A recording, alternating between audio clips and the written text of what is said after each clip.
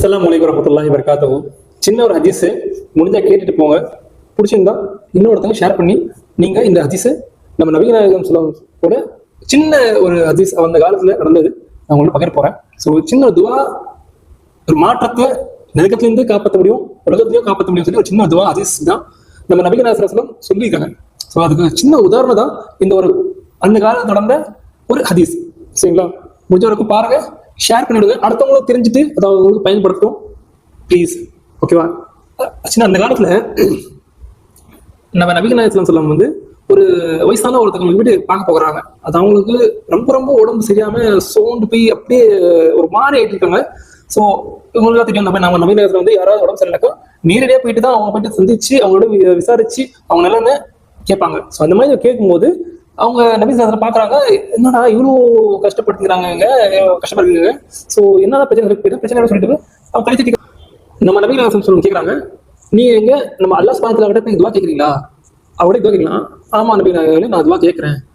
அப்படி என்ன அவங்களே சொல்றாங்க, எனக்கு இந்த மாதிரி கஷ்டத்தை கொடுத்துங்கிறல்ல, நீ எனக்கு உலகத்திலே கொடுத்துரு, எல்லா கஷ்டமும் கொடுத்துரு, எனக்கு நரகத்தோட கஷ்டம் என்னால தாங்க முடியாது.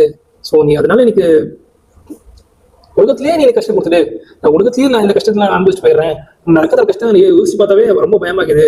ஸோ எனக்கு இங்கேயே எனக்கு கொடுத்து சொல்லி நான் கேட்டுக்கிறது போகடி. அப்போ நபி கேட்டோன்னு ஒரு மாதிரி ஆயிட்டு, சுப்ஹானல்லாஹ் என்ன நீங்க இப்படி கேட்குறீங்க, நீங்க இப்படிலாம் கேட்கலாமா, இந்த மாதிரி இதுவா நீங்க கேட்கலாமா அல்லாஹ் கிட்ட எப்படி கேட்கணும் உங்ககிட்ட, நீங்க ஏன் இந்த மாதிரி கேட்க மாட்டேங்கிறீங்க, இந்த மாதிரி துவா கேட்கலாமா நீங்க சொல்லி ஒரு துவா சொல்லி ஆரம்பிக்கிறாங்க நபி ஸல்லல்லாஹு அலைஹி வஸல்லம். ஸோ இது நரகத்துக்கும் காப்பாற்ற முடியும், உலகத்திலே காப்பாற்ற முடியும். அந்த ஒரு துவா நீங்களே படிங்க, இது ரொம்ப ரொம்ப முக்கியமான சொல்லி மொத்தமா நீங்க ஷேர் பண்ணுங்க. சரிங்களா? இந்த துவா என்னன்னு சொல்லி பாத்தீங்கன்னாக்கா, ரப்பனா ஆதினா ஃபித் துன்யா ஹஸனத்தன் வல் ஆখিরাতি ஹஸனத்தன் வ கினா அஸாபன் நார்.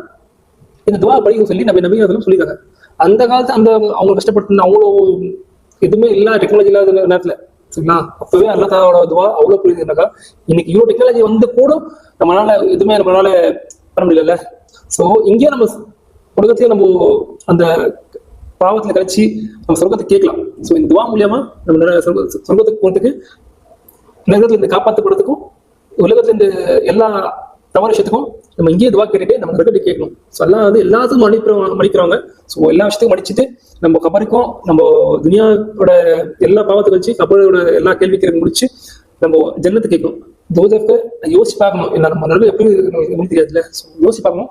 ஸோ முடிஞ்சவங்களுக்கு இதை ஷேர் பண்ணி விடுங்க. சொர்க்கத்தை கேட்டுட்டு அல்லாஹ் கிட்ட துவா கேட்டுனே இருங்க. ரப்பனா ஆதினா ஃபித் துன்யா ஹஸனத்தன் வல் ஆখিরাতি ஹஸனத்தன் வ கினா அஸாபன் நார். ஷேர் பண்ணுங்க. அஸ்ஸலாமு அலைக்கும் வரஹ்மத்துல்லாஹி வபரகாத்துஹு.